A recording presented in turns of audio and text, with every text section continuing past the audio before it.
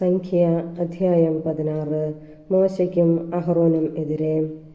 ലേവിയുടെ മകനായ കൊഹാത്തിന്റെ മകൻ ഇസ്ഹാറിന്റെ മകനായ കോറഹും റൂബൻ ഗോത്രത്തിലെ എലിയാവിന്റെ പുത്രന്മാരായ ദാത്താൻ, അബീറാം എന്നിവരും പെലെത്തിന്റെ മകൻ ഓനും ഇസ്രായേൽ സമൂഹത്തിലെ നേതാക്കളും തെരഞ്ഞെടുക്കപ്പെട്ടവരും പ്രസിദ്ധരുമായ 250 പേരും മോശയെ എതിർത്തു. അവർ മോശയ്ക്കും അഹറോനും എതിരെ ഒരുമിച്ച് കൂടി പറഞ്ഞു, നിങ്ങൾ അതിരുവിട്ടു പോകുന്നു. സമൂഹം ഒന്നൊഴിയാതെ എല്ലാവരും വിശുദ്ധരാണ്. കർത്താവ് അവരുടെ മധ്യയുണ്ട്. പിന്നെന്തിന് നിങ്ങൾ കർത്താവിന്റെ ജനത്തിനു മീതെ നേതാക്കന്മാരായി ചമയുന്നു? ഇത് കേട്ടപ്പോൾ മോശ കമിഴ്ന്നു വീണു. അവൻ കോറഹിനോടും അനുചരന്മാരോടും പറഞ്ഞു, തനിക്കുള്ളവൻ ആരെന്നും വിശുദ്ധനാരെന്നും നാളെ പ്രഭാതത്തിൽ കർത്താവ് വെളിപ്പെടുത്തും. തന്റെ തിരഞ്ഞെടുക്കപ്പെട്ടവരെ അടുത്തു വരാൻ അവിടുന്ന് അനുവദിക്കും. നാളെ കോറഹും അനുചരന്മാരും കർത്താവിന്റെ മുമ്പിൽ ധൂപകലശമെടുത്ത് അതേ തീയിൽ കുന്തിരിക്കമിടട്ടെ. കർത്താവ് തിരഞ്ഞെടുക്കപ്പെട്ടവനായിരിക്കും വിശുദ്ധൻ. ലേവി പുത്രന്മാരെ, നിങ്ങളുടെ പ്രവൃത്തി വളരെ കടന്നുപോയി. മോശ കോറഹിനോട് പറഞ്ഞു, ലേവ്യരെ ശ്രദ്ധിക്കുവിൻ. കർത്താവിന്റെ കൂടാരത്തിൽ ശുശ്രൂഷ ചെയ്യാനും സമൂഹത്തിന് മുമ്പിൽ നിന്ന് സേവനം അനുഷ്ഠിക്കാനും ഇസ്രായേലിന്റെ ദൈവം സമൂഹത്തിൽ നിന്ന് നിങ്ങളെ വേർതിരിച്ചത് നിസ്സാര കാര്യം ആണോ? അവിടുന്ന് നിന്നെയും നിന്നോടൊപ്പം ലേവി പുത്രന്മാരായ നിന്റെ സഹോദരന്മാരെയും തന്റെ അടുക്കലേക്ക് കൊണ്ടുവന്നില്ലേ? നിങ്ങൾ പൗരോഹിത്യം കൂടി കാംക്ഷിക്കുന്നു.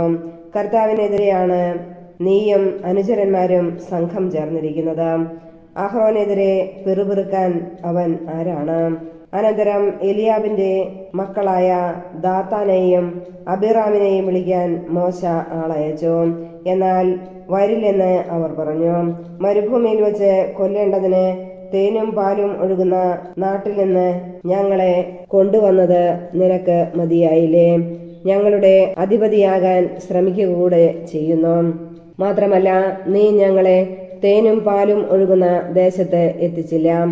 നിലങ്ങളും മുന്തിരിത്തോട്ടങ്ങളും കൈവശപ്പെടുത്തി തന്നതുമില്ല. ഇവരെ അന്ധരാക്കാമെന്നാണോ ഭാവം?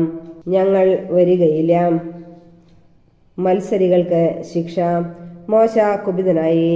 അവൻ കർത്താവിനോട് പ്രാർത്ഥിച്ചു, കർത്താവെ, അവരുടെ കാഴ്ചകൾ സ്വീകരിക്കരുത്. ഞാൻ അവരുടെ ഒരു കഴുതയെ പോലും എടുത്തിട്ടില്ല. അവരിൽ ആരെയും ദ്രോഹിച്ചിട്ടുമില്ല. മോശ കോറഹിനോട് പറഞ്ഞു, നീയും നിന്റെ അനുയായികളും നാളെ കർത്താവിന്റെ മുമ്പിൽ ഹാജരാകണം. നിങ്ങളോടൊപ്പം അഹറോനും ഉണ്ടായിരിക്കും. ഓരോരുത്തനും സ്വന്തം ധൂപകലശത്തിൽ കുന്തിരിക്കമിട്ട് കർത്താവിന്റെ സന്നിധിയിൽ കൊണ്ടുവരണം. ആകെ 250 ധൂപകലശങ്ങൾ. നീയും അഹറോനും സ്വന്തം ധൂപകലശവുമായി വരണം.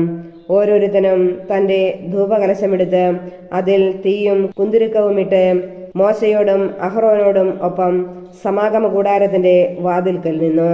കോറഹ് സമൂഹത്തെ മുഴുവൻ സമാഗമ കൂടാര വാതിൽക്കൽ മോശയ്ക്കും അഹറോനും എതിരെ ഒരുമിച്ച് കൂട്ടി. അപ്പോൾ കർത്താവിന്റെ മഹത്വം സമൂഹത്തിന് മുഴുവൻ കാണപ്പെട്ടു. കർത്താവ് മോശയോടും അഹറോനോടും അരുളി ചെയ്തു, ഞാൻ ഇവരെ ഇപ്പോൾ സംഹരിക്കും. ഇവരിൽ നിന്ന് മാറി നിന്നുകൊള്ളുവിൻ. അവർ താണു വീണു പറഞ്ഞു, സകല ജനത്തിനും ജീവൻ നൽകുന്ന ദൈവമേ, ഒരു മനുഷ്യൻ പാപം ചെയ്തതിന് അങ്ങ് സമൂഹം മുഴുവനോടും കോപിക്കുമോ? കർത്താവ് മോശയോട് അരുളി ചെയ്തു, കോറഹ്, ദാത്താൻ, അബീറാം എന്നിവരുടെ വീടുകളുടെ പരിസരത്ത് നിന്ന് മാറിപ്പോകാൻ ജനത്തോട് പറയുക. അപ്പോൾ മോശ ദാത്താന്റെയും അബീറാമിന്റെയും അടുത്തേക്ക് ചെന്നു. ഇസ്രായേലിലെ ശ്രേഷ്ഠന്മാർ അവനെ അനുഗമിച്ചു. മോശ സമൂഹത്തോട് പറഞ്ഞു, ഇവരുടെ പാപത്തിൽപ്പെട്ട് നശിക്കാതിരിക്കേണ്ടതിന് ഈ ദുഷ്ടന്മാരുടെ കൂടാരങ്ങളിൽ നിന്ന് ഒഴിഞ്ഞുമാറി നിൽക്കുവിൻ. അവരുടെ വസ്തുക്കളെ പോലും സ്പർശിക്കരുത്. കോറഹ്, ദാത്താൻ, അബീറാം എന്നിവരുടെ കൂടാരങ്ങളുടെ പരിസരങ്ങളിൽ നിന്ന് ജനം ഒഴിഞ്ഞുമാറി. ദാത്താനും അബീറാമും ഭാര്യമാരോടും മക്കളോടും കുഞ്ഞുങ്ങളോടും കൂടെ പുറത്തു വന്ന് തങ്ങളുടെ കൂടാരങ്ങളുടെ വാതിൽക്കൽ നിന്നു.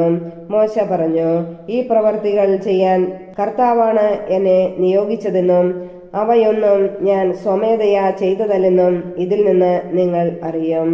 എല്ലാ മനുഷ്യരും മരിക്കുന്നത് പോലെയാണ് ഇവർ മരിക്കുന്നതെങ്കിൽ എല്ലാ മനുഷ്യരുടെയും വിധി തന്നെയാണ് ഇവർക്കും സംഭവിക്കുന്നതെങ്കിൽ കർത്താവ് എന്നെ അയച്ചിട്ടില്ല. എന്നാൽ കർത്താവിന്റെ അത്ഭുത ശക്തിയാൽ ഭൂമി വാപിളർന്ന് അവരെയും അവർക്കുള്ളവയെയും വിഴുങ്ങുകയും ജീവനോടെ പാതാളത്തിലേക്ക് കൊണ്ടുപോവുകയും ചെയ്യുന്നെങ്കിൽ അവർ കർത്താവിനെ നിന്ദിച്ചിരിക്കുന്നുവെന്ന് നിങ്ങൾ അറിയും.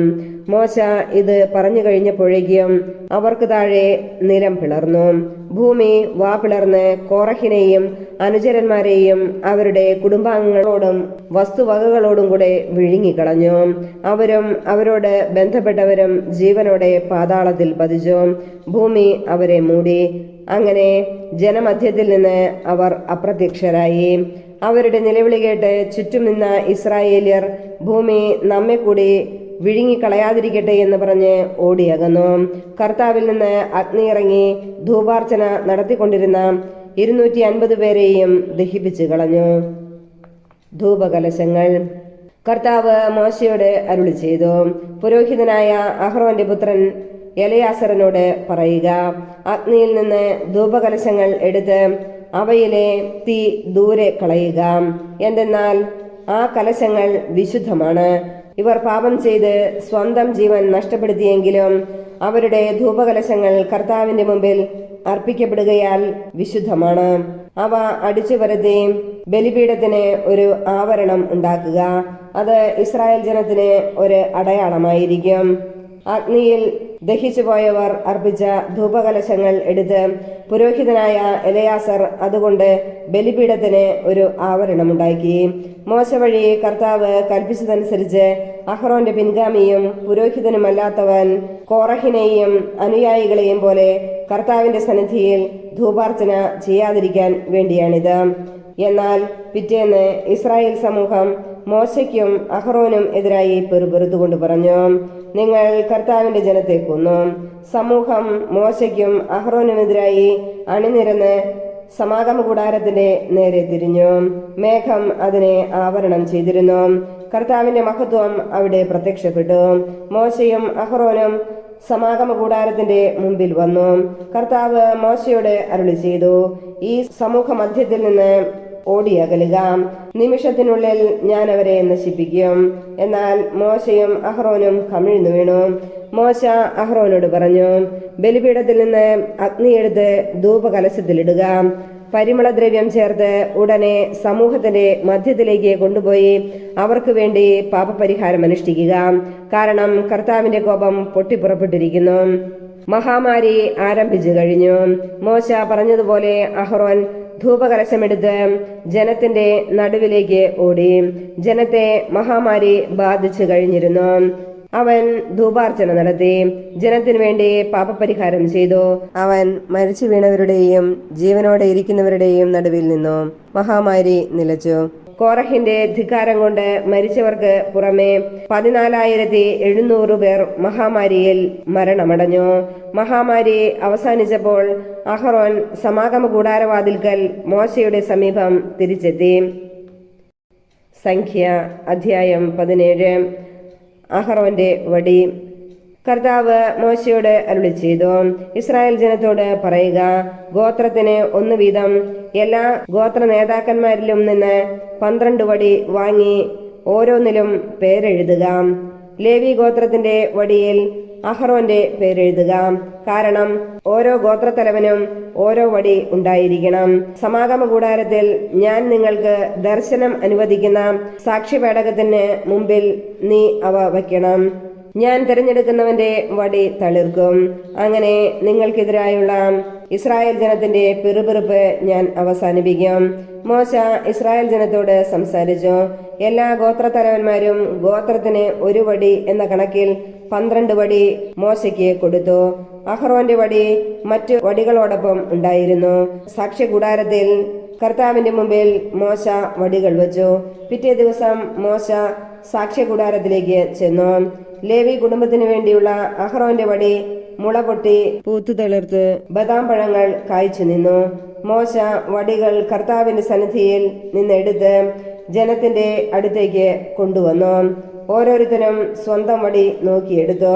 കർത്താവ് മോശയോട് അരുളി ചെയ്തു, അവരുടെ പിറുപിറുപ്പ് അവസാനിപ്പിക്കുന്നതിനും അവർ മരിക്കാതിരിക്കുന്നതിനും കലഹക്കാർക്ക് ഒരടയാളമായി സൂക്ഷിക്കുന്നതിനും വേണ്ടി അഹറോന്റെ വടി സാക്ഷ്യപേടകത്തിന് മുമ്പിൽ വയ്ക്കുക. മോശ അപ്രകാരം ചെയ്തു. കർത്താവ് കൽപ്പിച്ചതുപോലെ അവൻ പ്രവർത്തിച്ചു. ഇസ്രായേൽ ജനം മോശയോട് പറഞ്ഞു, ഇതാ ഞങ്ങൾ മരിക്കുന്നു, ഞങ്ങൾ നശിക്കുന്നു, ഒന്നൊഴിയാതെ ചത്തൊടുങ്ങുന്നു. കർത്താവിന്റെ കൂടാരത്തെ സമീപിക്കുന്ന ഏവനും മരിക്കുന്നു. ഞങ്ങളെല്ലാവരും നശിക്കണമോ? സംഖ്യ അധ്യായം 18. പുരോഹിതരും ലേവ്യരും. കർത്താവ് അഹറോനോട് അരുളി ചെയ്തു, നീയും പുത്രന്മാരും നിന്റെ പിതൃഭവനം മുഴുവനും വിശുദ്ധ സ്ഥലത്ത് സംഭവിക്കുന്ന അകൃത്യങ്ങൾക്ക് ഉത്തരവാദികളായിരിക്കും. നിങ്ങളുടെ പൗരോഹിത്യ ശുശ്രൂഷ സംബന്ധിച്ചുണ്ടാകുന്ന തെറ്റുകൾ നീയും പുത്രന്മാരും ഏറ്റെടുക്കണം. നീയും പുത്രന്മാരും സാക്ഷികൂടാരത്തിന് മുമ്പിൽ വരുമ്പോൾ നിങ്ങളെ സഹായിക്കുന്നതിന് നിന്റെ പിതൃഗോത്രജരായ ലേവ്യ സഹോദരന്മാരെയും കൊണ്ടുവരിക. അവർ നിങ്ങളെ പരിചരിക്കുകയും കൂടാരത്തിലെ പരിചാരവൃത്തികൾ അനുഷ്ഠിക്കുകയും ചെയ്യട്ടെ. എന്നാൽ വിശുദ്ധ മന്ദിരത്തിലെ പാത്രങ്ങളെയോ ബലിപീഠത്തെയോ അവർ സമീപിക്കരുത്. സമീപിച്ചാൽ അവരും നിങ്ങളും മരിക്കും. അവർ നിങ്ങളുടെ കൂടെ നിന്ന് സമാഗമ കൂടാരത്തിലെ സകല ജോലികളും ചെയ്യണം. മറ്റാരും നിങ്ങളെ സമീപിക്കരുത്. ഇസ്രായേൽ ജനത്തിന്റെ മേൽ ഇനിയൊരിക്കലും ക്രോധം പതിക്കാതിരിക്കാൻ വിശുദ്ധ മന്ദിരത്തിന്റെയും ബലിപീഠത്തിന്റെയും ചുമതലകൾ നിങ്ങൾ തന്നെ വഹിക്കണം. നിന്റെ സഹോദരന്മാരായ ലേവ്യരെ ഇസ്രായേലിൽ നിന്ന് ഞാൻ വേർതിരിച്ചെടുത്തിരിക്കുന്നു. സമാഗമ കൂടാരത്തിൽ ശുശ്രൂഷ ചെയ്യുന്നതിന് കർത്താവിനുള്ള ദാനമായി അവരെ ഞാൻ നിങ്ങൾക്ക് തന്നിരിക്കുന്നു. ബലിപീഠവും തിരശ്ശീലയ്ക്കു പിന്നിലുള്ളവയും സംബന്ധിച്ചുള്ള പൗരോഹിത്യ ശുശ്രൂഷകളെല്ലാം നീയും പുത്രന്മാരും അനുഷ്ഠിക്കണം. നിങ്ങൾ തന്നെ അത് ചെയ്യണം. പൗരോഹിത്യ ശുശ്രൂഷ നിങ്ങൾക്കുള്ള ദാനമാണ്. മറ്റാരെങ്കിലും അതിന് തുനിഞ്ഞാൽ അവൻ മരണശിക്ഷ അനുഭവിക്കണം. പുരോഹിതരുടെ വിഹിതം. കർത്താവ് അഹറോനോട് അരുളി ചെയ്തു, ഇസ്രായേൽ ജനം എനിക്ക് സമർപ്പിക്കുന്ന കാഴ്ചകൾ നിങ്ങളെ ഞാൻ ഏൽപ്പിച്ചിരിക്കുന്നു. അവ നിനക്കും നിന്റെ പുത്രന്മാർക്കും എന്നേക്കുമുള്ള ഓഹരിയായിരിക്കും. ബലിപീഠത്തിലെ അഗ്നിയിൽ ദഹിപ്പിക്കാതെ മാറ്റിവെക്കുന്ന അതിവിശുദ്ധ വസ്തുക്കളിൽ അവർ എനിക്കർപ്പിക്കുന്ന വഴിപാടുകൾ, ധാന്യബലികൾ, പാപപരിഹാര ബലികൾ, പ്രായശ്ചിത്ത ബലികൾ എന്നിവ നിന്റെ ഓഹരിയായിരിക്കും. ഇവ നീയും പുത്രന്മാരും അതിവിശുദ്ധമായി കരുതണം. വിശുദ്ധമായ ഒരു സ്ഥലത്ത് വച്ച് അത് ഭക്ഷിക്കണം. പുരുഷന്മാർക്കെല്ലാം അതിൽ നിന്ന് ഭക്ഷിക്കാം. അത് വിശുദ്ധമാണ്. ഇസ്രായേൽ ജനം നൽകുന്ന സകല നേർച്ച കാഴ്ചകളും അവരുടെ നിരാജനങ്ങളും നിന്റേതായിരിക്കും. ഇവ നിനക്കും പുത്രന്മാർക്കും പുത്രിമാർക്കും ശാശ്വത അവകാശമായി ഞാൻ തന്നിരിക്കുന്നു. നിന്റെ കുടുംബത്തിൽ ശുദ്ധിയുള്ളവർക്കെല്ലാം അതിൽ നിന്ന് ഭക്ഷിക്കാം. ഇസ്രായേല്യർ ആദ്യഫലമായി കർത്താവിന് സമർപ്പിക്കുന്ന ഏറ്റവും വിശിഷ്ടമായ എണ്ണയും വീഞ്ഞും ധാന്യവും ഞാൻ നിനക്ക് നൽകുന്നു. അവർ കർത്താവിന് കൊണ്ടുവരുന്ന തങ്ങളുടെ ദേശത്തെ ആദ്യം പാകമാകുന്ന ഫലങ്ങൾ നിനക്കുള്ളതായിരിക്കും. നിന്റെ കുടുംബത്തിൽ ശുദ്ധിയുള്ളവർക്കെല്ലാം അതിൽ നിന്ന് ഭക്ഷിക്കാം. ഇസ്രായേലിൽ ദൈവത്തിന് പ്രതിഷ്ഠിക്കപ്പെട്ടതൊക്കെയും നിനക്കുള്ളതായിരിക്കും. അവർ കർത്താവിന് സമർപ്പിക്കുന്ന കടിഞ്ഞൂലുകൾ മനുഷ്യന്റെയോ മൃഗത്തിന്റെയോ ആകട്ടെ നിനക്ക് അവകാശപ്പെട്ടതായിരിക്കും. എന്നാൽ മനുഷ്യരുടെയും അശുദ്ധ മൃഗങ്ങളുടെയും കടിഞ്ഞൂലുകളെ വീണ്ടെടുക്കാൻ അനുവദിക്കണം. 1 മാസം പ്രായമാകുമ്പോഴാണ് അവയെ വീണ്ടെടുക്കേണ്ടത്. അതിനുള്ള തുക 1 ഷെക്കലിന് 20 ഗേര എന്ന് വിശുദ്ധ സ്ഥലത്ത് നിലവിലുള്ള നിരക്കനുസരിച്ച് 5 ഷെക്കൽ വെള്ളിയായിരിക്കണം. എന്നാൽ പശു, ചെമ്മരിയാട്, കോലാട് എന്നിവയുടെ കടിഞ്ഞൂലുകളെ വീണ്ടെടുക്കേണ്ടതില്ല. അവ വിശുദ്ധമാണ്. അവയുടെ രക്തം ബലിപീഠത്തിന്മേൽ തളിക്കുകയും കൊഴുപ്പ് കർത്താവിന് സുഗന്ധവാഹിയായ ദഹനബലിയായി അർപ്പിക്കുകയും വേണം. നിരാജനം ചെയ്ത നെഞ്ചും വലത്തെ കാൽക്കുറുകും പോലെ അവയുടെ മാംസം നിനക്ക് അവകാശപ്പെട്ടതാണ്. ഇസ്രായേൽ ജനം കർത്താവിന് നിരാജനമായി സമർപ്പിക്കുന്ന വിശുദ്ധ കാഴ്ചകളെല്ലാം നിനക്കും പുത്രന്മാർക്കും പുത്രിമാർക്കും ശാശ്വത അവകാശമായി ഞാൻ നൽകുന്നു. കർത്താവിന്റെ സന്നിധിയിൽ നിനക്കും സന്തതികൾക്കും ഇത് എന്നേക്കും നിലനിൽക്കുന്ന അലംഘനീയമായ ഉടമ്പടിയായിരിക്കും. കർത്താവ് അഹ്റോനോട് അരുളി ചെയ്തു, ഇസ്രായേലിൽ നിനക്ക് ഭൂമി അവകാശമായി ലഭിക്കുകയില്ല. അവരെ പോലെ നിനക്ക് ഓഹരിയും ഉണ്ടായിരിക്കുകയില്ല. ഞാനാണ് നിന്റെ അവകാശവും ഓഹരിയും. ലേവ്യരുടെ വിഹിതം. സമാഗമ കൂടാരത്തിൽ ലേവ്യർ ചെയ്യുന്ന ശുശ്രൂഷയ്ക്ക് ഇസ്രായേലിൽ നിന്ന് ലഭിക്കുന്ന ദശാംശമായിരിക്കും പ്രതിഫലം. പാപം ചെയ്ത് മരിക്കാതിരിക്കാൻ ഇസ്രായേൽ ജനം മേലിൽ സമാഗമ കൂടാരത്തെ സമീപിക്കരുത്. ലേവ്യർ സമാഗമ കൂടാരത്തിലെ ശുശ്രൂഷകൾ നിർവഹിക്കണം. തങ്ങളുടെ തെറ്റുകളുടെ ഉത്തരവാദിത്വം അവർ വഹിക്കണം. ഇത് എല്ലാ തലമുറകൾക്കും ഉള്ള വ്യവസ്ഥയാണ്. ഇസ്രായേലിൽ അവർക്ക് അവകാശം ഉണ്ടായിരിക്കുകയില്ല. എന്നാൽ ഇസ്രായേൽ ജനം കർത്താവിന് നിരാജനമായി സമർപ്പിക്കുന്ന ദശാംശം ലേവ്യർക്ക് അവകാശമായി ഞാൻ നൽകിയിരിക്കുന്നു. അതുകൊണ്ടാണ് ഇസ്രായേല്യരുടെ ഇടയിൽ അവർക്ക് അവകാശം ഉണ്ടായിരിക്കുകയില്ല എന്ന് ഞാൻ വ്യവസ്ഥ ചെയ്തിരിക്കുന്നത്. കർത്താവ് മോശയോട് അരുളി ചെയ്തു, ലേവ്യരെ അറിയിക്കുക, ഇസ്രായേലിൽ നിന്ന് ഞാൻ അവകാശമായി തന്നിരിക്കുന്ന ദശാംശം നിങ്ങൾ വാങ്ങുമ്പോൾ അതിന്റെ ദശാംശം കർത്താവിന് നിരാജനമായി സമർപ്പിക്കണം. നിങ്ങളുടെ ഈ കാഴ്ച മെതിക്കളത്തിൽ നിന്നുള്ള ധാന്യം പോലെയും നിറഞ്ഞ ചക്കിൽ നിന്നുള്ള വീഞ്ഞു പോലെയും പരിഗണിക്കപ്പെടും. ഇസ്രായേലിൽ നിന്ന് സ്വീകരിക്കുന്ന ദശാംശങ്ങളിൽ നിന്നെല്ലാം നിങ്ങൾ കർത്താവിന് നിരാജനം അർപ്പിക്കണം. കർത്താവിനുള്ള ഈ കാഴ്ച പുരോഹിതനായ അഹറോന് കൊടുക്കണം.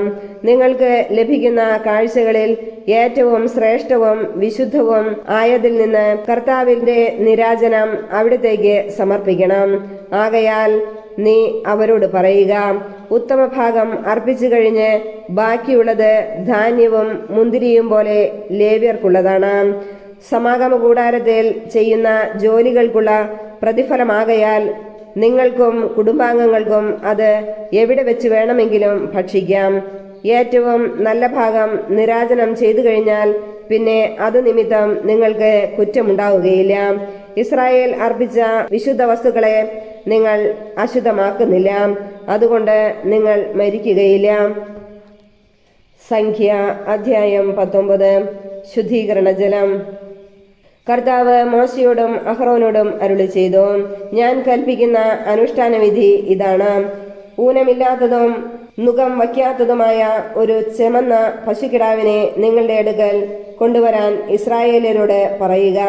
അതിനെ പുരോഹിതനായ എലയാസറിനെ ഏൽപ്പിക്കണം. പാളയത്തിന് വെളിയിൽ കൊണ്ടുപോയി അവന്റെ മുമ്പിൽ വെച്ച് അതിനെ കൊല്ലണം. പുരോഹിതനായ എലയാസർ അതിന്റെ രക്തത്തിൽ വിരൽ മുക്കി സമാഗമ കൂടാരത്തിന്റെ മുൻഭാഗത്ത് 7 പ്രാവശ്യം തളിക്കണം. പശുക്കുട്ടിയെ അവന്റെ മുമ്പിൽ വെച്ച് ദഹിപ്പിക്കണം. തുകലും മാംസവും രക്തവും ചാണകവും എല്ലാം ദഹിപ്പിക്കണം. ദേവദാരു, ഹിസോപ്പ്, ചെമന്ന നൂൽ ഇവയെടുത്ത് പശുക്കിടാവിനെ ദഹിപ്പിക്കുന്ന അഗ്നിയിൽ ഇടണം. പിന്നീട് അവൻ വസ്ത്രങ്ങൾ അലക്കി കുളിച്ച് പാളയത്തിലേക്ക് വരണം. സന്ധ്യ വരെ അവൻ അശുദ്ധനായിരിക്കും. പശുക്കിടാവിനെ ദഹിപ്പിച്ചവനും വസ്ത്രങ്ങൾ അലക്കി കുളിക്കണം. സന്ധ്യ വരെ അവൻ അശുദ്ധനായിരിക്കും. ശുദ്ധിയുള്ള ഒരാൾ പശുക്കിടാവിന്റെ ചാരം ശേഖരിച്ച് പാളയത്തിന് പുറത്ത് വൃത്തിയുള്ള ഒരു സ്ഥലത്ത് നിക്ഷേപിക്കണം. അത് ഇസ്രായേൽക്കാർക്ക് പാപമോചനത്തിനുള്ള ശുദ്ധീകരണ ജലം തയ്യാറാക്കുന്നതിനായി സൂക്ഷിക്കണം. പശുക്കിടാവിന്റെ ചാരം ശേഖരിച്ചവൻ വസ്ത്രം അലക്കണം. സന്ധ്യ വരെ അവൻ അശുദ്ധനായിരിക്കും. ഇസ്രായേല്യർക്കും അവരുടെ ഇടയിൽ പാർക്കുന്ന പരദേശികൾക്കും ശാശ്വത നിയമമാണിത്. മൃതശരീരത്തെ സ്പർശിക്കുന്നവൻ 7 ദിവസത്തേക്ക് അശുദ്ധനായിരിക്കും. 3-ാം ദിവസവും 7-ാം ദിവസവും ശുദ്ധീകരണ ജലം കൊണ്ട് അവൻ തന്നെ ശുദ്ധനാക്കണം. അപ്പോൾ അവൻ ശുദ്ധനാകും. 3-ാം ദിവസവും 7-ാം ദിവസവും ശുദ്ധികർമ്മം നടത്തിയില്ലെങ്കിൽ അവൻ ശുദ്ധിയുള്ളവനാകയില്ല. ശവശരീരം സ്പർശിച്ചിട്ട് തന്നെ ശുദ്ധീകരിക്കാത്തവൻ കർത്താവിന്റെ കൂടാരത്തെ അശുദ്ധമാക്കുന്നു. അവനെ ഇസ്രായേലിൽ നിന്ന് വിച്ഛേദിക്കണം. ശുദ്ധീകരണ ജലം തന്റെ മേൽ തളിക്കാത്തതുകൊണ്ട് അവൻ അശുദ്ധനാണ്. അവനിൽ അശുദ്ധി നിലനിൽക്കുന്നു. കൂടാരത്തിനുള്ളിൽ വച്ച് ആരെങ്കിലും മരിച്ചാൽ അതേക്കുറിച്ചുള്ള നിയമമാണിത്. കൂടാരത്തിൽ പ്രവേശിക്കുന്നവനും കൂടാരത്തിലുള്ളവനും 7 ദിവസത്തേക്ക് അശുദ്ധരായിരിക്കും. തുറന്നു വച്ചിരിക്കുന്ന പാത്രങ്ങളെല്ലാം അശുദ്ധമാകും. വാളിനിരയായവനെയോ ശവശരീരത്തെയോ മനുഷ്യാസ്ഥിയെയോ ശവക്കുഴിയെയോ വെളിയിൽ വച്ച് സ്പർശിക്കുന്നവൻ 7 ദിവസത്തേക്ക് അശുദ്ധനായിരിക്കും. അശുദ്ധനായവന് വേണ്ടി പാപപരിഹാര ബലിയിൽ നിന്ന് ചാരമെടുത്ത് ഒരു പാത്രത്തിലിട്ട് അതിൽ ഒഴുക്കുനീർ കലർത്തണം. പിന്നീട് ശുദ്ധിയുള്ള ഒരാൾ ഹിസോപ്പ് എടുത്ത് ആ വെള്ളത്തിൽ മുക്കി കൂടാരം, ഉപകരണങ്ങൾ എന്നിവയുടെ മേലും അവിടെയുള്ള ആളുകൾ അസ്ഥിയെയോ കൊല്ലപ്പെട്ടവനെയോ ശവശരീരത്തെയോ ശവക്കുഴിയെയോ സ്പർശിച്ചവർ തുടങ്ങി എല്ലാവരുടെയും മേൽ തളിക്കണം. ശുദ്ധിയുള്ളവൻ അശുദ്ധനായവന്റെ മേൽ ഇപ്രകാരം 3-ാം ദിവസവും 7-ാം ദിവസവും തളിക്കണം. 7-ാം ദിവസം അവൻ വസ്ത്രം അലക്കി കുളിച്ച് തന്നെ ശുദ്ധീകരിക്കണം. അന്ന് സായാഹ്നം മുതൽ അവൻ ശുദ്ധനായിരിക്കും. അശുദ്ധനായി കഴിഞ്ഞിട്ട് ശുദ്ധി നേടാത്ത വ്യക്തിയെ കർത്താവിന്റെ വിശുദ്ധ സ്ഥലം അശുദ്ധമാക്കിയതിനാൽ സമൂഹത്തിൽ നിന്ന് പുറന്തള്ളണം. ശുദ്ധീകരണ ജലം തളിക്കപ്പെടാത്തതുകൊണ്ട് അവൻ അശുദ്ധനാണ്. ഇത് ശാശ്വത നിയമമാണ്. ശുദ്ധീകരണ ജലം തളിക്കുന്നവൻ തന്റെ വസ്ത്രം കഴുകണം. ആ ജലം തൊടുന്നവൻ സായാഹ്നം വരെ അശുദ്ധനായിരിക്കും. അശുദ്ധൻ സ്പർശിക്കുന്നതെന്തും അശുദ്ധമായി തീരും. അശുദ്ധമായി തീർന്നതിനെ സ്പർശിക്കുന്നവനും സായാഹ്നം വരെ അശുദ്ധനായിരിക്കും. സംഖ്യ അധ്യായം 20. പാറയിൽ നിന്ന് ജലം. ഇസ്രായേൽ ജനം 1-ാം മാസത്തിൽ സീൻ മരുഭൂമിയിലെത്തി. അവർ കാദശിൽ താമസിച്ചു. അവിടെ വെച്ച് മിരിയാം മരിച്ചു. അവളെ അവിടെ സംസ്കരിച്ചു. അവിടെ ജനത്തിന് വെള്ളം ലഭിച്ചില്ല. അവർ മോശയ്ക്കും അഹറോനുമെതിരെ ഒരുമിച്ചുകൂടി. ജനം മോശയോട് എതിർത്തു പറഞ്ഞു, ഞങ്ങളുടെ സഹോദരങ്ങൾ കർത്താവിന്റെ മുമ്പിൽ മരിച്ചു വീണപ്പോൾ ഞങ്ങളും മരിച്ചിരുന്നെങ്കിൽ, ഞങ്ങളും ഞങ്ങളുടെ കന്നുകാലികളും ഇവിടെ കിടന്ന് ചാകാൻ വേണ്ടി നിങ്ങൾ കർത്താവിന്റെ സമൂഹത്തെ ഈ മരുഭൂമിയിലേക്ക് എന്തിന് കൊണ്ടുവന്നു? ഈ ദുഷിച്ച സ്ഥലത്തേക്ക് നയിക്കാൻ ഈജിപ്തിൽ നിന്ന് ഞങ്ങളെ കൊണ്ടുവന്നത് എന്തിന്? ഇത് ധാന്യമോ അത്തിപ്പഴമോ മുന്തിരിയോ മാതളപ്പഴമോ കിട്ടുന്ന സ്ഥലമല്ല, കുടിക്കാൻ വെള്ളം പോലുമില്ല. അപ്പോൾ മോശയും അഹറോനും സമൂഹത്തിൽ നിന്ന് സമാഗമ കൂടാര വാതിൽക്കൽ ചെന്ന് സാഷ്ടാംഗം വീണു. കർത്താവിന്റെ മഹത്വം അവർക്ക് വെളിപ്പെട്ടു. കർത്താവ് മോശയോട് അരുളി ചെയ്തു, നിന്റെ വടി കയ്യിലെടുക്കുക. നീയും നിന്റെ സഹോദരൻ അഹറോനും കൂടി സമൂഹത്തെ വിളിച്ചുകൂട്ടി വെള്ളം പുറപ്പെടുവിക്കാൻ അവരുടെ മുമ്പിൽ വച്ച് പാറയോട് ആജ്ഞാപിക്കുക. പാറയിൽ നിന്ന് വെള്ളം പുറപ്പെടുവിച്ച് ജനത്തിനും മൃഗങ്ങൾക്കും കുടിക്കാൻ കൊടുക്കുക. കൽപ്പനയനുസരിച്ച് മോശ കർത്താവിന്റെ മുമ്പിൽ നിന്ന് വടിയെടുത്തു. മോശയും അഹ്റോനും കൂടി പാറയ്ക്ക് മുമ്പിൽ ജനങ്ങളെ ഒന്നിച്ചുകൂട്ടി. മോശ പറഞ്ഞു, ധിക്കാരികളെ കേൾക്കുവിൻ. നിങ്ങൾക്ക് വേണ്ടി ഈ പാറയിൽ നിന്ന് ഞങ്ങൾ വെള്ളം പുറപ്പെടുവിക്കണമോ? മോശ കൈ ഉയർത്തി പാറയിൽ 2 പ്രാവശ്യം വടി കൊണ്ടടിച്ചു. ധാരാളം ജലം പ്രവഹിച്ചു. മനുഷ്യരും മൃഗങ്ങളും അതിൽ നിന്ന് കുടിച്ചു. കർത്താവ് മോശയോടും അഹ്റോനോടും അരുളി ചെയ്തു, ഇസ്രായേലിൽ എന്റെ വിശുദ്ധി വെളിപ്പെടുത്തത്തക്ക വിധം ദൃഢമായി നിങ്ങൾ എന്നിൽ വിശ്വസിക്കാതിരുന്നതുകൊണ്ട് ഞാൻ ഈ ജനത്തിന് കൊടുക്കുന്ന ദേശത്ത് ഇവരെ എത്തിക്കുന്നത് നിങ്ങളായിരിക്കുകയില്ല. ഇതാണ് മെരീബായിലെ ജലം.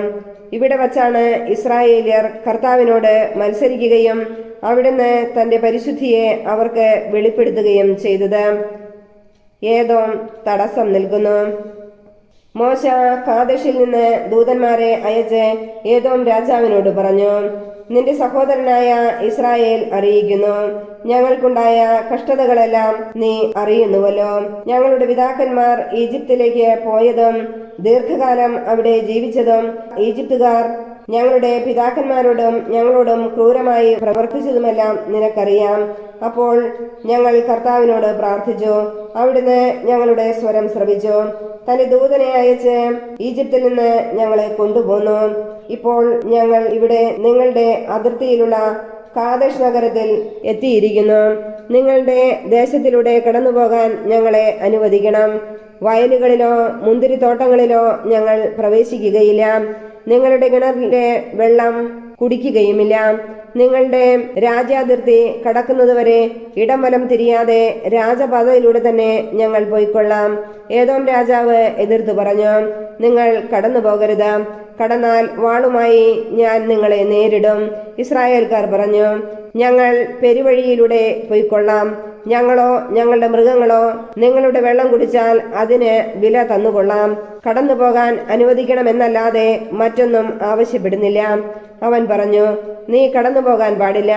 ശക്തമായ സൈന്യവുമായി ഏദോം ഇസ്രായേലിനെതിരെ പുറപ്പെട്ടു.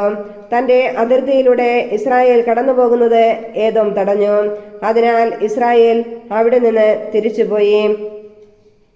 അഹറോന്റെ മരണം. ഇസ്രായേലിയർ കാദേശിൽ നിന്ന് പുറപ്പെട്ട് ഹോർ മലയിലെത്തി. ഏദോം രാജ്യാതിർത്തിയിലുള്ള ഹോർ മലയിൽ വെച്ച് കർത്താവ് മോശയോടും അഹ്റോനോടും അരുളി ചെയ്തു, അഹ്റോൻ തന്റെ പിതാക്കന്മാരോട് ചേരും. മെരീബ ജലാശയത്തിങ്കൽ വെച്ച് നിങ്ങൾ എന്റെ കൽപ്പനയെ ധിക്കരിച്ചതുകൊണ്ട് ഇസ്രായേൽ ജനത്തിന് ഞാൻ നൽകുന്ന ദേശത്ത് അവൻ പ്രവേശിക്കുകയില്ല. അഹ്റോനെയും പുത്രൻ എലയാസറിനെയും ഹോർ മലയിലേക്ക് കൂട്ടിക്കൊണ്ടുവരിക. അഹ്റോന്റെ വസ്ത്രം ഊരി മകനായ എലയാസറിനെ ധരിപ്പിക്കുക. അഹ്റോൻ അവിടെ വെച്ച് തന്റെ പിതാക്കന്മാരോട് ചേരും. കർത്താവ് കൽപ്പിച്ചതുപോലെ മോശ ചെയ്തു. സമൂഹം മുഴുവൻ നോക്കി നിൽക്കെ അവർ ഹോർ മലയിലേക്ക് കയറിപ്പോയി. മോശ അഹ്റോന്റെ വസ്ത്രം ഊരി അവന്റെ മകനായ എലയാസറിനെ ധരിപ്പിച്ചു. മലമുകളിൽ വെച്ച് അഹ്റോൻ മരിച്ചു. മോശയും എലയാസറും മലയിൽ നിന്ന് ഇറങ്ങിപ്പോന്നു. അഹ്റോൻ മരിച്ചുപോയി എന്നറിഞ്ഞ് ഇസ്രായേൽ സമൂഹം മുഴുവൻ അവനെ ഓർത്ത് 30 ദിവസം ദുഃഖമാചരിച്ചു. സംഖ്യ അധ്യായം 21. പിച്ചള സർപ്പം. ഇസ്രായേൽ അത്താറിം വഴി വരുന്നെന്ന് നെഗബിൽ വസിച്ചിരുന്ന കാനാന്യനായ ആരാദിലെ രാജാവ് കേട്ടു. അവൻ ഇസ്രായേലിനോട് യുദ്ധം ചെയ്ത് കുറെ പേരെ തടവുകാരാക്കി. ഇസ്രായേൽ കർത്താവിനോട് ശപഥം ചെയ്തു, അങ്ങ് ഈ ജനത്തെ എന്റെ കയ്യിൽ ഏൽപ്പിച്ചു തരുമെങ്കിൽ ഞാൻ അവരുടെ പട്ടണങ്ങളെ നിശേഷം നശിപ്പിക്കും. കർത്താവ് ഇസ്രായേൽ പറഞ്ഞത് ശ്രവിച്ച് കാനാന്യരെ അവർക്ക് ഏൽപ്പിച്ചു കൊടുത്തു. അവർ കാനാന്യരെയും അവരുടെ പട്ടണങ്ങളെയും നിശേഷം നശിപ്പിച്ചു. അങ്ങനെ ആ സ്ഥലത്തിന് ഹോർമ എന്നു പേര് ലഭിച്ചു. ഏദോം ചുറ്റിപ്പോകാൻ ഹോർ മലയിൽ നിന്ന് ചെങ്കടലിലേക്കുള്ള വഴിയെ അവർ യാത്ര പുറപ്പെട്ടു. യാത്രാമധ്യേ ജനം അക്ഷമരായി. ദൈവത്തിനും മോശയ്ക്കുമെതിരായി അവർ സംസാരിച്ചു. ഈ മരുഭൂമിയിൽ മരിക്കാൻ നീ ഞങ്ങളെ ഈജിപ്തിൽ നിന്ന് കൊണ്ടുവന്നതെന്തിന്? ഇവിടെ അപ്പമോ വെള്ളമോ ഇല്ല. വിലകെട്ട ഈ അപ്പം തിന്ന് ഞങ്ങൾ മടുത്തു. അപ്പോൾ കർത്താവ് ജനത്തിന്റെ ഇടയിലേക്ക് ആഗ്നേയ സർപ്പങ്ങളെ അയച്ചു. അവയുടെ ദംശനമേറ്റ് ഇസ്രായേലിൽ വളരെ പേർ മരിച്ചു. ജനം മോശയുടെ അടുക്കൽ വന്നു പറഞ്ഞു, അങ്ങേക്കും കർത്താവിനുമെതിരായി സംസാരിച്ച് ഞങ്ങൾ പാപം ചെയ്തു. ഈ സർപ്പങ്ങളെ പിൻവലിക്കാൻ കർത്താവിനോട് പ്രാർത്ഥിക്കണമേ. മോശ ജനത്തിനു വേണ്ടി പ്രാർത്ഥിച്ചു. കർത്താവ് മോശയോട് അരുളി ചെയ്തു, ഒരു പിച്ചള സർപ്പത്തെ ഉണ്ടാക്കി വടിയിൽ ഉയർത്തി നിർത്തുക. ദംശനമേൽക്കുന്നവർ അതിനെ നോക്കിയാൽ മരിക്കുകയില്ല. മോശ പിച്ചള കൊണ്ട് ഒരു സർപ്പത്തെ ഉണ്ടാക്കി അതിനെ വടിയിൽ ഉയർത്തി നിർത്തി. ദംശനമേറ്റവർ പിച്ചള സർപ്പത്തെ നോക്കി അവർ ജീവിച്ചു. മോവാബ് താഴ്വരയിലേക്ക്. അനന്തരം ഇസ്രായേൽ ജനം യാത്ര പുറപ്പെട്ട് ഓബോത്തിൽ ചെന്ന് പാളയമടിച്ചു. അവിടെ നിന്ന് പുറപ്പെട്ട് മോവാബിനെതിരെയുള്ള മരുഭൂമിയിൽ ഈയെ അബറീമിൽ കിഴക്ക് ദിക്കിന് അഭിമുഖം പാളയമടിച്ചു. അവിടെ നിന്ന് പുറപ്പെട്ട് സേരത് താഴ്വരയിൽ പാളയമടിച്ചു. അവിടെ നിന്ന് പുറപ്പെട്ട് അർണോൺ നദിയുടെ മറുകരയിൽ പാളയമടിച്ചു. മരുഭൂമിയിൽ അമോര്യരുടെ അതിർത്തിയിൽ നിന്ന് ഉത്ഭവിക്കുന്ന അർണോൺ അമോര്യരുടെയും മോവാബ്യരുടെയും മധ്യേ ഉള്ള അതിരാണ്. അതിനാൽ കർത്താവിന്റെ യുദ്ധങ്ങളുടെ ഗ്രന്ഥത്തിൽ ഇപ്രകാരം എഴുതിയിരിക്കുന്നു, സൂഫായിലെ വാഹിബ് വരെ ഞങ്ങൾ മുന്നേറി. അർണോൺ താഴ്വരയിലൂടെ ആറിന്റെ ആസ്ഥാനം വരെ നീണ്ടുകിടക്കുന്ന താഴ്വരയുടെ ചരിവുകളിലൂടെ അവിടെ നിന്ന് അവർ ബേറിലേക്ക് പോയി. ജനത്തെ ഒന്നിച്ചു കൂട്ടുക, ഞാൻ അവർക്ക് ജലം നൽകും എന്ന് കർത്താവ് മോശയോട് പറഞ്ഞത് ഈ കിണറ്റിനെ പറ്റിയാണ്. ഇസ്രായേൽ അവിടെ വച്ച് ഈ ഗാനം പാടി, കിണറെ നിറഞ്ഞു കവിയുക, അതിനെ കീർത്തിച്ചു പാടുവിൻ. പ്രഭുക്കന്മാർ കുഴിച്ച കിണർ, ചെങ്കോലും ദണ്ഡുകളും കൊണ്ട് ജനനേതാക്കൾ കുത്തിയ കിണർ. അവർ ബേറിൽ നിന്ന് മത്താനായിലേക്ക് യാത്ര തുടർന്നു. മത്താനായിൽ നിന്ന് നഹലിയയിലേക്കും അവിടെ നിന്ന് ബാമോത്തിലേക്കും ബാമോത്തിൽ നിന്ന് മരുഭൂമിക്കെതിരെ സ്ഥിതി ചെയ്യുന്ന പിസ്ഗാഗിരി ശൃംഗത്തിന് താഴെയുള്ള മോവാബ് ദേശത്തെ താഴ്വരയിലേക്കും പോയി. സീഹോനും ഓഗും. അവിടെ നിന്ന് ഇസ്രായേൽ അമോര്യ രാജാവായ സീഹോന്റെ അടുക്കൽ ദൂതന്മാരെ അയച്ചു പറഞ്ഞു, നിങ്ങളുടെ ദേശത്തിലൂടെ കടന്നുപോകാൻ ഞങ്ങളെ അനുവദിച്ചാലും ഞങ്ങൾ വയലുകളിലോ മുന്തിരിത്തോട്ടങ്ങളിലോ കടക്കുകയില്ല, കിണറുകളിലെ വെള്ളം കുടിക്കുകയുമില്ല. നിങ്ങളുടെ അതിർത്തി കടക്കുവോളം ഞങ്ങൾ രാജപാതയിലൂടെ തന്നെ യാത്ര ചെയ്തു കൊള്ളാം. എന്നാൽ തന്റെ ദേശത്തിലൂടെ കടന്നുപോകാൻ സീഹോൻ ഇസ്രായേലിനെ അനുവദിച്ചില്ല. അവൻ തന്റെ ജനത്തെയെല്ലാം കൂട്ടി ഇസ്രായേലിനെതിരെ മരുഭൂമിയിലേക്ക് പുറപ്പെട്ടു. യാഹാസിൽ വെച്ച് ഇസ്രായേലിനോട് യുദ്ധം ചെയ്തു. ഇസ്രായേൽ അവനെ വാളിനിരയാക്കി. അർണോൺ മുതൽ യാബോക്ക് വരെ, അമോര്യരുടെ അതിർത്തി വരെ വ്യാപിച്ചു കിടക്കുന്ന അവന്റെ ദേശം കൈവശപ്പെടുത്തി. യാസേർ ആയിരുന്നു അമോര്യരുടെ അതിർത്തി. ഇസ്രായേൽ ഈ പട്ടണങ്ങളെല്ലാം പിടിച്ചെടുത്തു. ഹെഷ്ബോൺ ഉൾപ്പെടെയുള്ള അമോര്യരുടെ എല്ലാ നഗരങ്ങളിലും ഗ്രാമങ്ങളിലും അവർ വാസമുറപ്പിച്ചു. ഹെഷ്ബോൺ അമോര്യ രാജാവായ സീഹോന്റെ നഗരമായിരുന്നു. അവൻ മോവാബിലെ മുൻ രാജാവിനോട് യുദ്ധം ചെയ്ത് അർണോൺ വരെയുള്ള അവന്റെ ദേശമത്രയും പിടിച്ചടക്കിയിരുന്നു. അതുകൊണ്ടാണ് ഗായകർ പാടുന്നത്: ഹെഷ്ബോണിലേക്ക് വരുവിൻ, അത് പുതുക്കി പണിയുവിൻ, സീഹോന്റെ നഗരം പുനഃസ്ഥാപിക്കുവിൻ. എന്തെന്നാൽ ഹെഷ്ബോണിൽ നിന്ന് അഗ്നി പ്രവഹിച്ചു, സീഹോൻ പട്ടണത്തിൽ നിന്ന് അഗ്നിജ്വാലകൾ മോവാബിലെ ആർ പട്ടണത്തെ വിഴുങ്ങി. അർണോൺ ഗിരികളെ അത് വലയം ചെയ്തു. മോവാബെ, നിനക്ക് ദുരിതം, കെമോഷ് നിവാസികളെ നിങ്ങൾക്ക് നാശം. അവൻ തന്റെ പുത്രന്മാരെ അഭയാർത്ഥികളും പുത്രിമാരെ വിപ്രവാസികളും ആക്കി അമോര്യനായ സീഹോൻ രാജാവിന് നൽകി.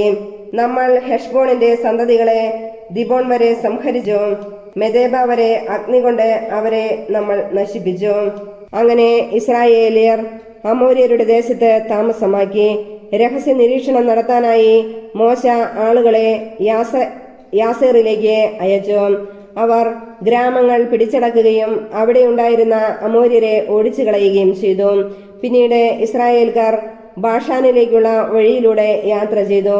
ബാഷാൻ രാജാവായ ഓഗ് തന്റെ സകല ജനത്തെയും കൂട്ടിവന്ന് എദ്രയിൽ വെച്ച് അവരുമായി ഏറ്റുമുട്ടി. കർത്താവ് മോശയോട് അരുളി ചെയ്തു: അവനെ ഭയപ്പെടേണ്ട, അവനെയും അവന്റെ ജനത്തെയും ദേശത്തെയും നിനക്ക് ഞാൻ വിട്ടുതന്നിരിക്കുന്നു. ഹെഷ്ബോണിൽ വസിച്ചിരുന്ന അമോര്യ രാജാവായ സീഹോനോട് ചെയ്തതുപോലെ നിങ്ങൾ അവനോടും ചെയ്യണം. അങ്ങനെ ഇസ്രായേൽക്കാർ ഓഗിനെയും അവന്റെ പുത്രന്മാരെയും സകല ജനത്തെയും ഒന്നൊഴിയാതെ കൊന്നൊടുക്കുകയും അവന്റെ ദേശം കൈവശപ്പെടുത്തുകയും ചെയ്തു.